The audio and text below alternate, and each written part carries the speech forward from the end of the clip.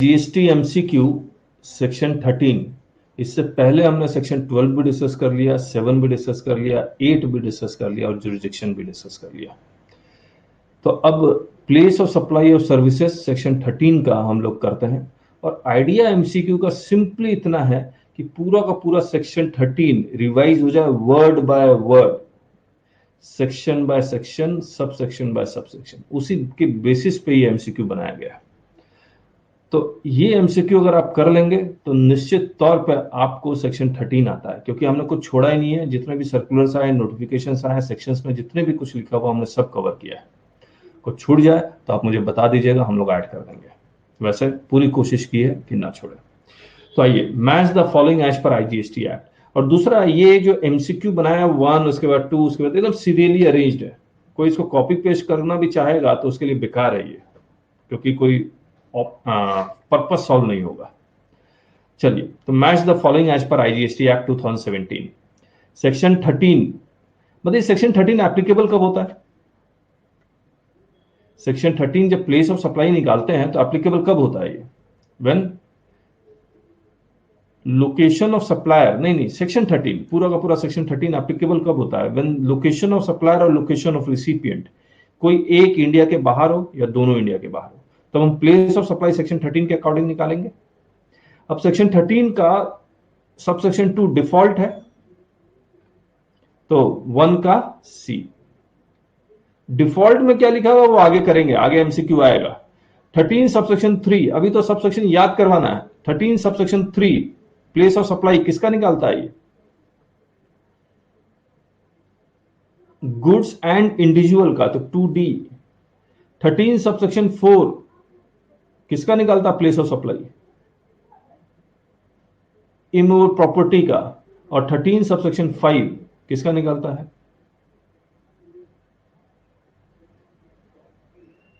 Admission of an event 4B और organisation, दोनों यहां है, दोनों यहां है। आप अगर सेक्शन 12 देखेंगे तो ये 12 सबसेक्शन 3 में था, एडमिशन ऑफ इवेंट 12 सबसेक्शन 6 में था, और ऑर्गेनाइजेशन ऑफ इवेंट 12 सबसेक्शन 7 में था, है ना। और गुड्स और इंडिविजुअल टाइप का एक इंडिविजुअल वाला था 12 सबसेक्शन 4 में, ग्रूमिंग, फिटनेस वगैरह वगैरह। तो इसका आंसर क्या आएगा? CDAB, CDAB, तो डी इज द आंसर। कई स्टूडेंट पूछते हैं सेक्शन याद करें या ना करें, बिल्कुल कीजिए, फायदा ही होगा आपको। Match the following as per IGST act 13 subsection 8 clause A, बाकी हमने छोड़ दिया। 6, 7, 6 क्या कहता है? Out of India, in India दोनों जगह प्लेस ऑफ सप्लाई निकलेगा तो पूरा माना जाएगा इंडिया में है। और अगर इंडिया में है तो किस स्टेट में है उसके लिए या तो कॉन्ट्रैक्ट वैल्यू के बेसिस पे या आईजीएसटी रूल्स के बेसिस पे, है ना। उसके बाद सीधा हम लोग 8 में आ जाते हैं। 13 सबसेक्शन 8 क्लॉज ए, और ये 6 और 7 के बेसिस पे हमने एमसीक्यू बनाया है, अभी आएगा। 13 subsection 8 clause A, B, C, 3 part थे। ए बताइए किसका, किसका प्लेस ऑफ सप्लाई निकालता है? Bank to account holders. अगर मैं यहां से पूछूं अकाउंट होल्डर्स कौन सा, करंट या सेविंग?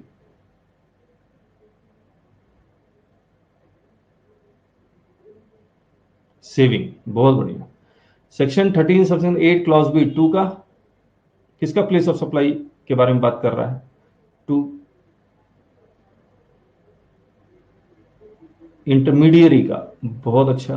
3 का सी, क्लॉज सी किसका? हायरिंग का, बी। अच्छा, इसमें hiring of transport passenger vehicle for a month, इसमें तो बहुत कुछ लिखा हुआ है। इसमें एक्सक्लूड किया, क्या किया गया है? Exclude, exclude vessel and aircraft, include क्या किया गया है? याच। 9, ट्रांसपोर्टेशन ऑफ गुड्स, तो 4 का ए, तो DCBA, DCBA, C is the answer. अब आइए सेक्शन 13 सब सेक्शन 10, किसके बारे में है? 1 का।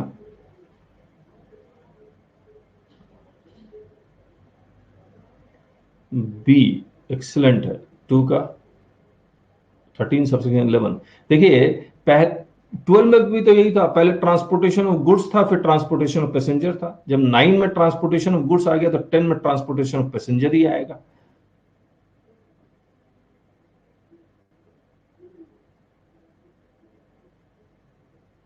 थर्टीन सबसेक्शन 11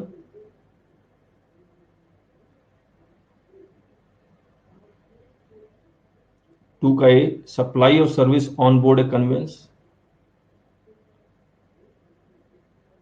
13 सबसेक्शन 12 का OIDR, बहुत बढ़िया। और 13 सबसेक्शन 3 क्लॉज बी, जहां पर इंडिविजुअल और गुड्स था, वहां क्या आएगा? ए में गुड्स था, बी में इंडिविजुअल है, तो 4 का सी। BADC, BADC।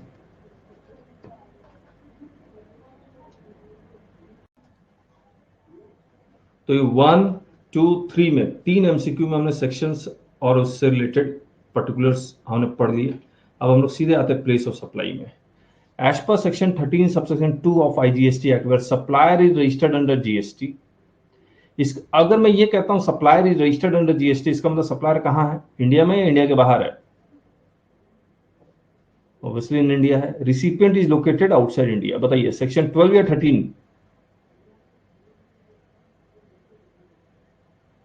13 चलेगा। 13। अब देखिए एज पर सेक्शन 13 सबसेक्शन 2, आपको याद है प्लेस ऑफ सप्लाई हमने क्या लिखा था? Location of recipient. और रिसिपिएंट कब? कुछ लाइन लिखी हुई थी, रिसिपिएंट कब?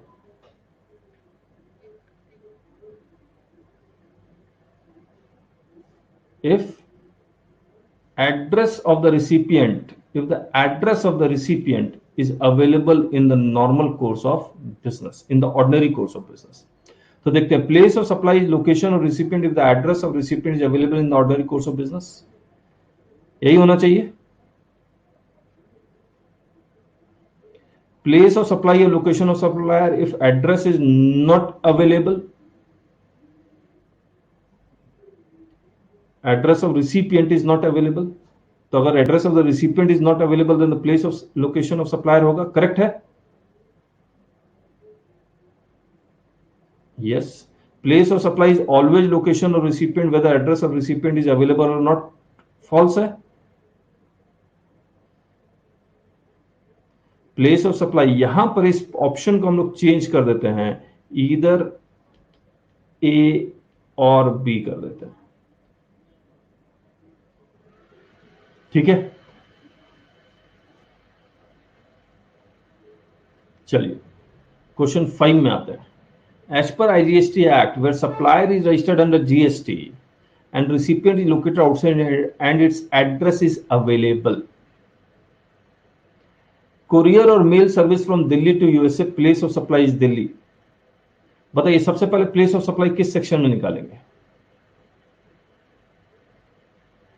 डिफॉल्ट में जाएगा या फिर सेक्शन 13 सबसेक्शन 3 क्लॉज ए में जाएगा?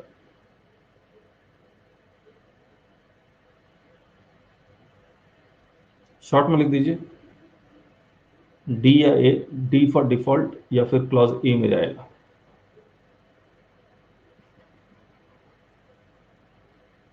जल्दी लिखिए। डिफॉल्ट में नहीं जाएगा, कोरियर और मेल गुड्स है। हेलो, कोरियर और मेल गुड्स है, ये क्लॉज ए में जाएगा। और क्लॉज ए में जाएगा तो जहां गुड्स आर अवेलेबल। 13 सबसेक्शन 9 में ट्रांसपोर्टेशन ऑफ गुड्स था,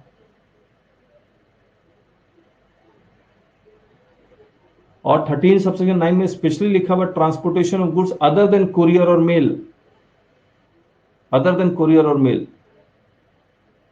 तो कोरियर और मेल डिफॉल्ट में जाएगा, सीधे 13 सबसेक्शन 3 क्लॉज ए में आएगा, कोरियर और mail service from Delhi to USA।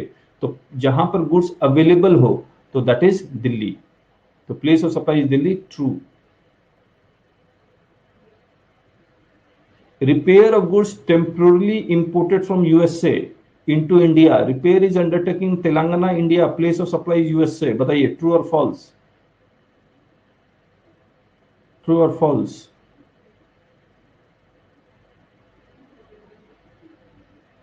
False.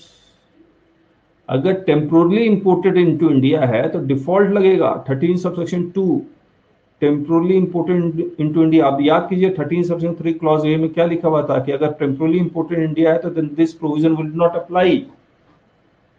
याद है आपको?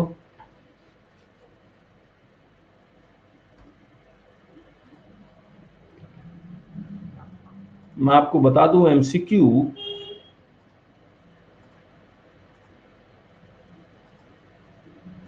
कोई भी एमसीक्यू, ये एमसीक्यू खासकर जो हमने बनाया हुआ है वो तभी सॉल्व होगा जब आपको एक एक शब्द याद रहेंगे। Provided further that nothing contained in this clause shall apply in case of services supplied in respect of goods which are temporarily imported। तो ये वाला लगेगा नहीं तो डिफॉल्ट लगेगा। ये देखिए हमने लिखा भी है। और डिफॉल्ट क्या है कि अगर location of recipient is available in the ordinary course of business then location of recipient and location of recipient is outside India, place of supply is outside India, तो ये ट्रू हो जाएगा। अभी आपने ट्रू लिखा, बोथ ट्रू।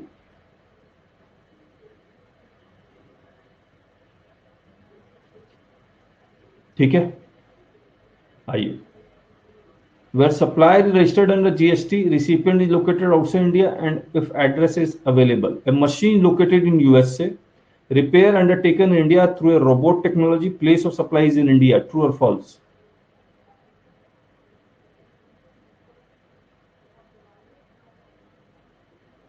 जल्दी बताइए।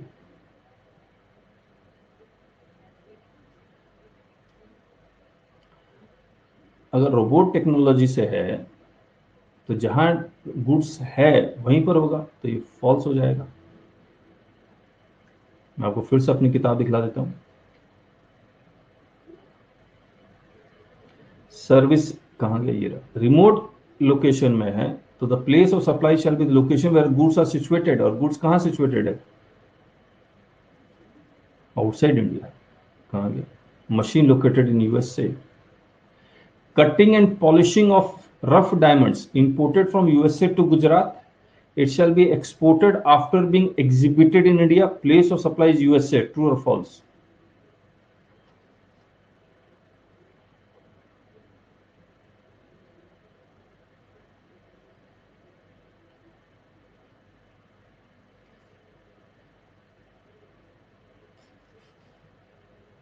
इससे रिलेटेड एक सर्कुलर पढ़ा था हमने,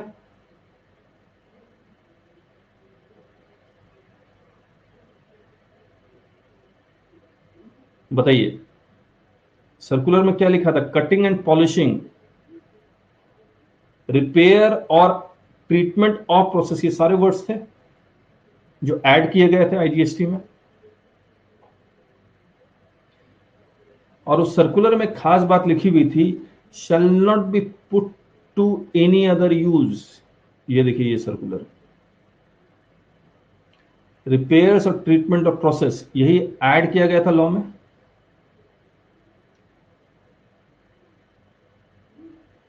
और for any other treatment of process,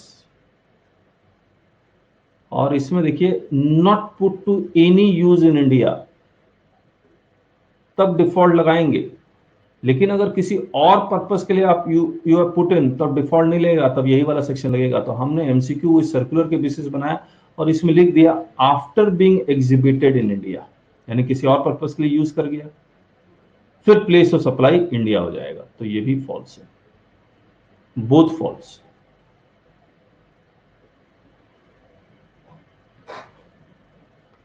तो बहुत छोटी छोटी बातों को ध्यान में रख के ये एमसीक्यू बनाया हुआ है। अगर आपको एक एक शब्द याद नहीं रहा तो दिक्कत होगी, और सीए फाइनल में ऐसे क्वेश्चन जरूर एक्सपेक्ट कीजिए। चलिए, as IGST Act 2017, where supplier is registered under GST and recipient is a wholly owned actor of USA, and its address is available. He hires a makeup artist for himself at a contract price of rupees 10 lakh. There is a total 30 days shoot.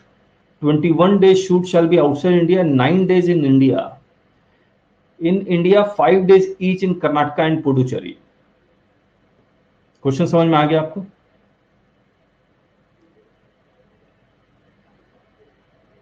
Yes और no?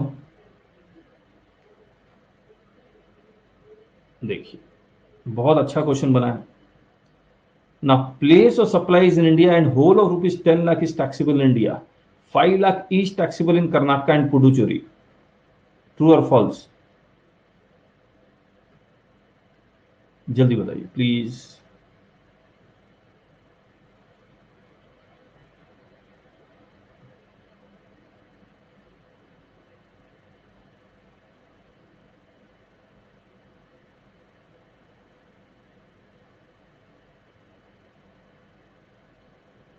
Thirteen subsection 6 क्या कहता है? If the place of supply, if the place of performance is in both in India and outside India, तो हम लोग पूरा मानेंगे the contract value is in India. Correct है?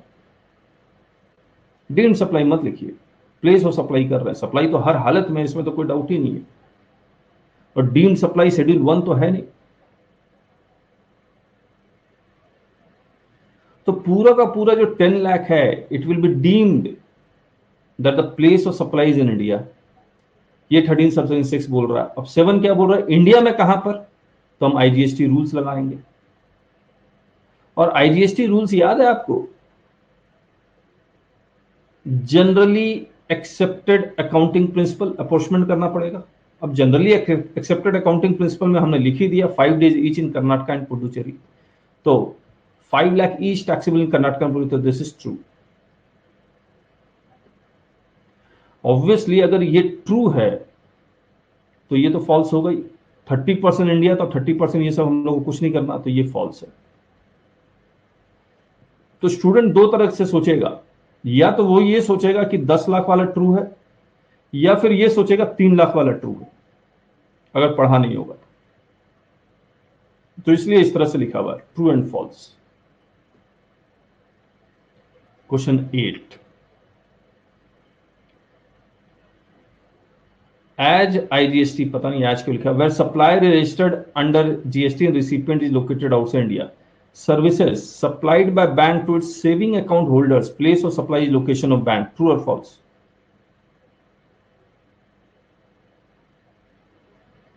True. Services supplied by bank to its current account holders, address of the recipient is available in the ordinary course of business, place of supply is the location of bank. True or false?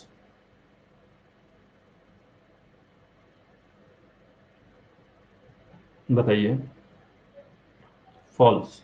Default rule लगेगा. Address available है तो location of recipient होगा. Services supplied by bank to its non account holders, address of the recipient is not available in the ordinary course of business, place of supply is the location of bank. True or false? True. True, false, true. D is the answer. और मैं ये section 13 subsection 8 clause A में गया, ये वाला point, और ये दोनों डिफॉल्ट में चला गया.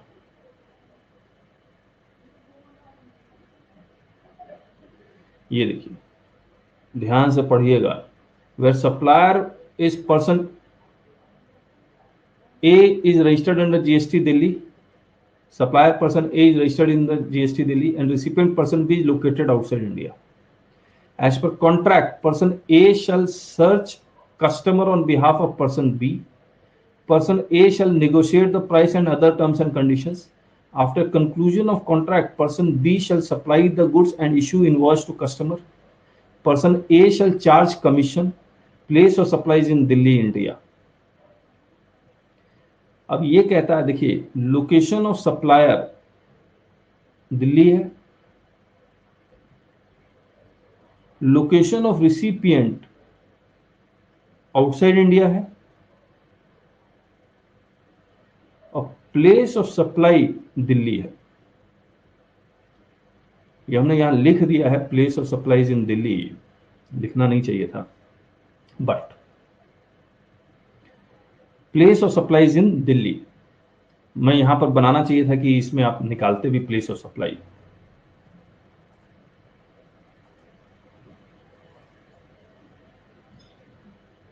Now Delhi to Delhi, Delhi to Delhi, it is an intra-state supply since location of supplier and place of supply is in same state. True or false?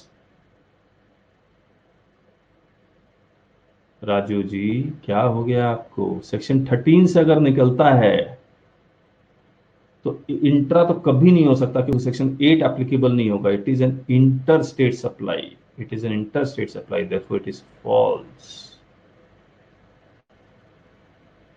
It is exempt supply if customer is located outside India, यानी commission received by the intermediary is an exempt supply if customer is also located outside India. True और false?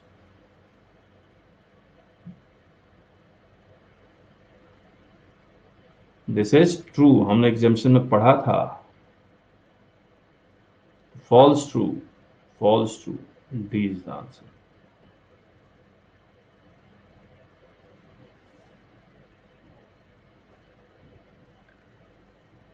Correct है।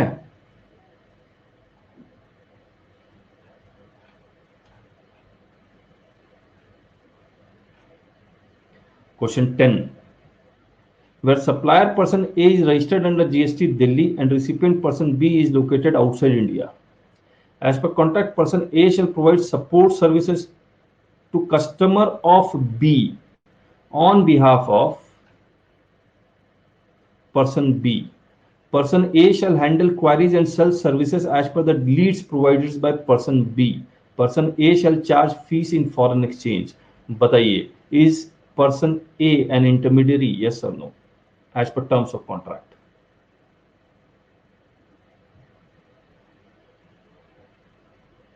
No, हमने intermediate में पूरी बात समझाई थी आपको, देखो नो। नाउ अगर ये इंटरमीडिएट नहीं है तो section 13 subsection 8 clause B applicable नहीं होगा, तो डिफॉल्ट रूल में जाएंगे और डिफॉल्ट रूल में place of supply is the location of recipient, तो ये place of supply is outside India. True. अगर place of supply outside India हो जाता है तो आप देखिए लोकेशन ऑफ सप्लायर कहां है? In India. Location of recipient कहां है? Outside India. Place of supply is also outside India, और पैसा इसको फॉरेन एक्सचेंज में मिल रहा है। ये बातें हमने लिखी भी है, शायद कहीं नहीं लिखी है, लिखी है ये। तो it becomes a export of service, it is an export of service. True, both true.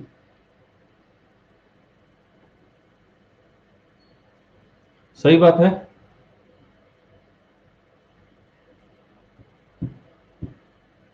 चलिए, where supplier person A is registered under GST in the state of Maharashtra and recipient B is located outside India. Person B hires a vanity van for 30 days for shooting in Rajasthan. Amount is payable in foreign currency. कौन सा section applicable होगा? 13 subsection 8 clause C applicable होगा।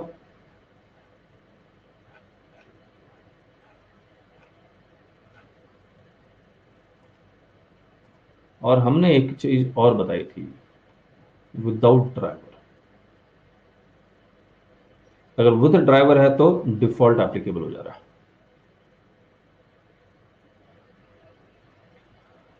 कितने दिन के लिए vanity van? 30 days के लिए।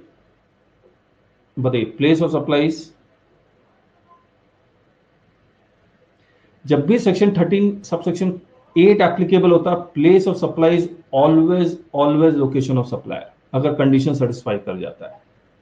तो यहां ट्रांसपोर्टेशन ऑफ पैसेंजर के लिए 30 डेज के लिए है, वन ऑन ए मंथ लिखा हुआ था, तो लोकेशन ऑफ सप्लायर होगा, और लोकेशन ऑफ सप्लायर महाराष्ट्र है, तो महाराष्ट्र हो गया। ठीक है।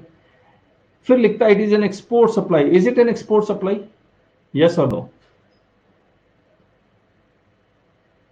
प्लीज बताएं, is it an export supply?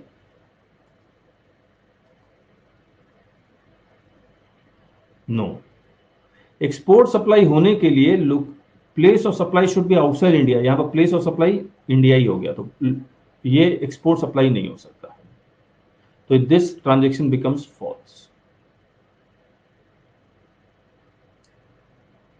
A place of supply is outside India, false.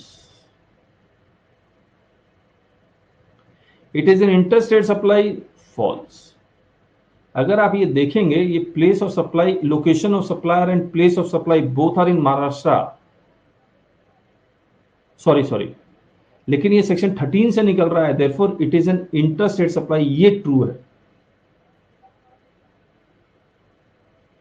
तो मैं क्या करूंगा, प्लेस ऑफ सप्लाई यहां भी मैं महाराष्ट्र लिखूंगा और it is an inter supply ये भी लिखूंगा, तो दोनों लिख दिया तो ये ट्रू हो जाएगा।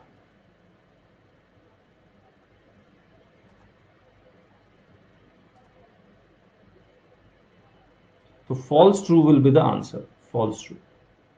राजू जी आप हैं या चले गए? क्योंकि मुझे ये कंप्लीट करना है।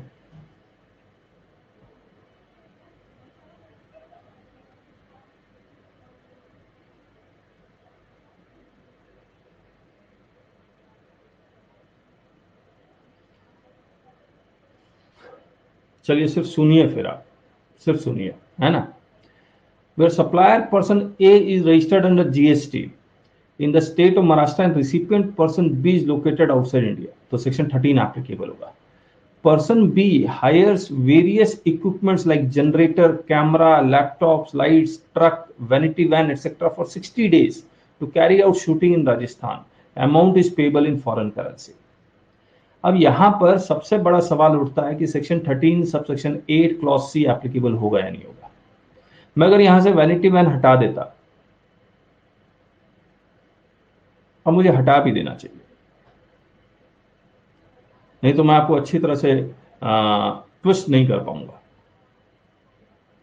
है ना। और ट्रक भी हटा देता हूं, तो सिर्फ ये इक्विपमेंट हायर कर रहा, तो 13(8) क्लॉज सी एप्लीकेबल होगा या नहीं होगा। और section 13 sub section 8 clause C देखेंगे तो उसमें जो लिखा हुआ है hiring for means of transport, तो lights, laptop, generator are not means of transport, तो ऑब्वियसली सेक्शन 13 सब सेक्शन 8 तो एप्लीकेबल नहीं होगा। फिर डिफॉल्ट में जाएंगे और डिफॉल्ट में प्लेस ऑफ सप्लाई निकलेगा विच इज आउटसाइड इंडिया। अब लिखता क्या, place of supply is in Rajasthan, it is false. अगर वैनिटी वैन 60 डेज के लिए, ट्रक 60 डेज के लिए, तो 30 डेज से भी ज्यादा तो भी ये एप्लीकेबल नहीं होगा। तो place of supply shall be outside India क्योंकि डिफॉल्ट में जा रहा है, and it is an interstate supply, true है। And also it is an export supply, export of service, तो false true, answer will be D.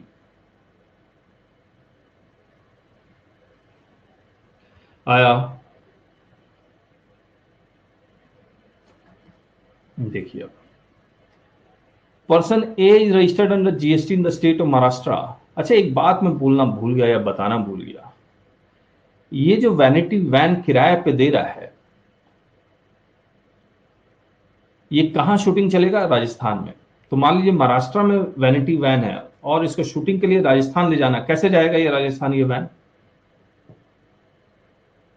ये सारे equipment, generator, camera, laptop, lights, ये सारे भी शूटिंग के लिए राजस्थान में जाना है। जो सप्लायर है that is located in Maharashtra, ये कैसे जाएगा वहां पर? थ्रू इनवॉइस जाएगा या डिलीवरी चलान जाएगा? डिलीवरी चलान चला जाएगा। बढ़िया। अब देखिए, पर्सन बी हायर्स ए याच for 20 days, place of supply is Maharashtra, supplier is located. मतलब याच सेक्शन 13 सब सेक्शन क्लॉज 8 सी में इंक्लूडेड है या नहीं है? अगर आप देखेंगे तो ये याच इंक्लूडेड है, इंक्लूडिंग याच। तो place of supply will be the location of supplier because it is not hired for more than, it is hired for 1 month, यानी कि विद इन 30 डेज, तो location of place of supply is location of Maharashtra. फिर person B, therefore this is true, person B hires aircraft for 20 days. मतलब aircraft 13 subsection 8 में है या exclude किया हुआ है? नहीं है तो डिफॉल्ट जाएगा, डिफॉल्ट जाएगा तो place of supply will be outside India, ये फॉल्स है। तो आंसर आएगा true false, true false, true false, ये वाला।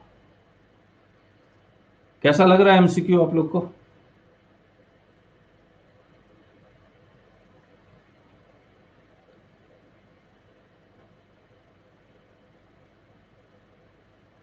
तो एक एक शब्द को उठा के बनाया हुआ है, तो एंजॉय कीजिए इसको।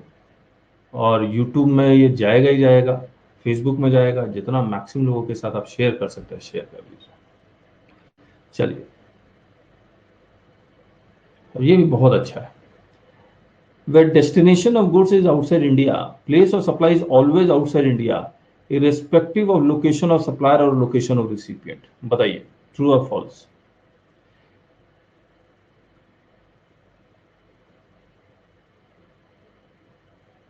Where destination of goods is outside India, place of supply is always outside India, irrespective of location of supplier and location of recipient. आप देखिए सेक्शन 12 सबसेक्शन 8 याद कीजिए, जहां पर एक amendment I, if the destination of goods is outside India, therefore outside India होगा place of supply.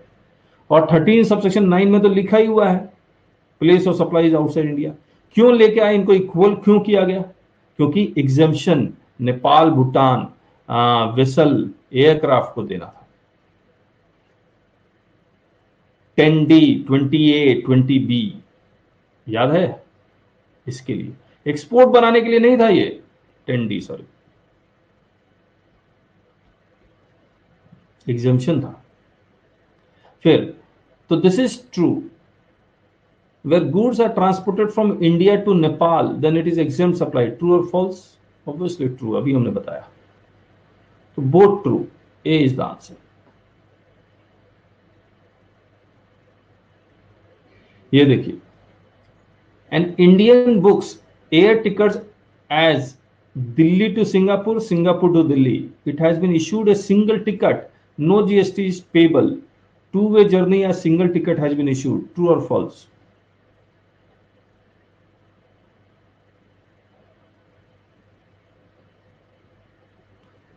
सबसे पहले बताइए, सेक्शन 12 लगेगा या 13 लगेगा?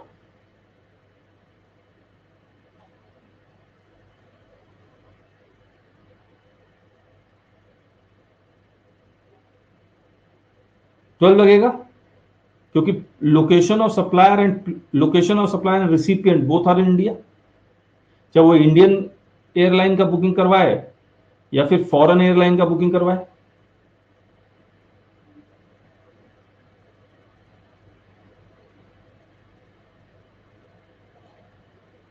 लेकिन सेक्शन 12 में एक बात लिखी हुई है कि इसको हम लोग सेपरेट जर्नी मानेंगे even if single ticket has been issued. तो Delhi to Singapore place of boarding, तो दिल्ली होगा प्लेस ऑफ सप्लाई, यहां टिकट टैक्स लग जाएगा। लेकिन Singapore to Delhi no levy होगा, तो दिस इज फॉल्स।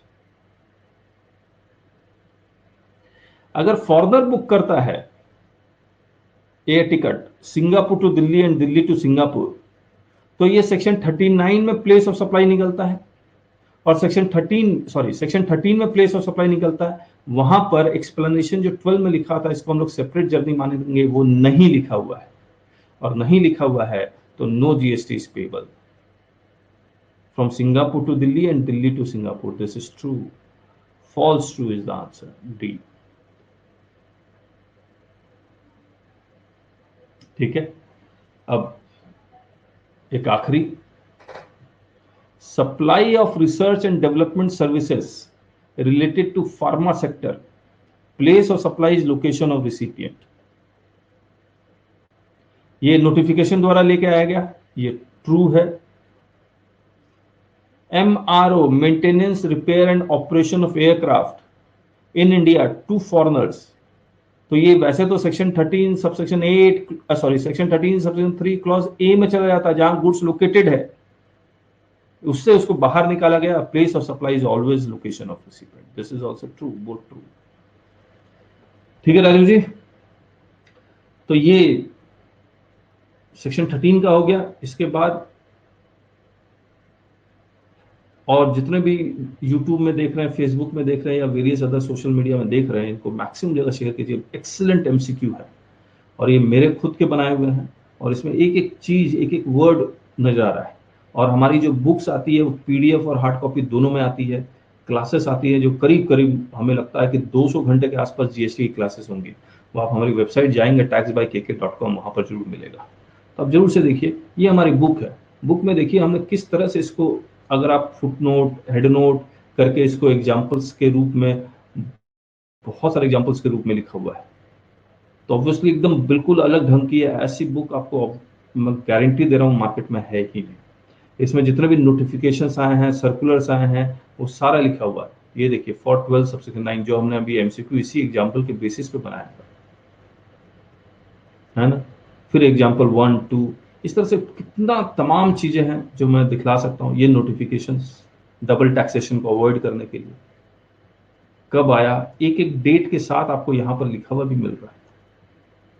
तो जो प्रोफेशनल्स हैं वो भी अगर इस बुक को यूज करते हैं तो उनको पता है कि किस डेट को क्या नोटिफिकेशन आया, किस डेट को क्या लॉ एग्जिस्ट करता था। ये देखिए सारा एक एक चीज लिखा हुआ है। ये स्टूडेंट को पढ़ने की जरूरत नहीं थी, लेकिन प्रोफेशनल्स के पास अगर काम आता है तो इसको पढ़ना पड़ेगा। हमने लिखा हुआ है इसको। फिर एक चार्ट बनाया हुआ है। तो पूरा आईजीएसटी है। ठीक है, तो चलिए कल मिलते हैं। कल, और कल जब हम लोग मिलेंगे तो आपके साथ